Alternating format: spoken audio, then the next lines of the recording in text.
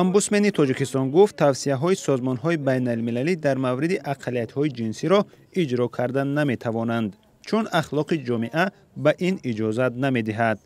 албатта мо шумо хуб медонем ки дар санадҳои байналмилалӣ ҳам аз ҷумла дар эъломия ҳам дар паймонҳо ҳам дар дигар санадҳо умуман аз нигоҳи ахлоқӣ баъзе маҳдудиятҳо ворид кардан қобили қабул аст дар сатҳи байналмилал, ҳам барои амният, ҳам барои ахлоқ, ҳам барои саломатӣ.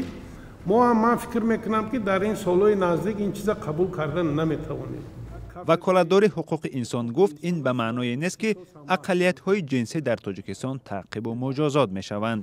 он ахлоқи ҷомеаи мо ки ҳаст ин ба он мувофиқ нест, аммо ин маънои вай надорад ки мо онҳоро ҷазо диҳем, мо онҳоро чӣ мегӯянд ҳамин таъқиб кунем дигару дигар. дар солҳои ахир созмонҳои байналмилалӣ аз шиканҷа ва таъқиб шудани баъзе ҳамҷинсгароҳо дар Тоҷикистон изҳори нигаронӣ карданд. мақомоти интизомии Тоҷикистон соли 2017 феҳристи беш аз 300 узви ақалиятҳои ҷинсиро тартиб дода ва гуфта буд ки ин афрод бо гурӯҳи хатар ё риск шомиланд. баъди он ки ин феҳрист мавриди нигарониву маҳкумияти созмонҳои дифоъ аз ҳуқуқи башар қарор гирифт, мақомот гуфтанд феҳристро бо ҳадафи таъмини амнияти онҳо тартиб додаанд.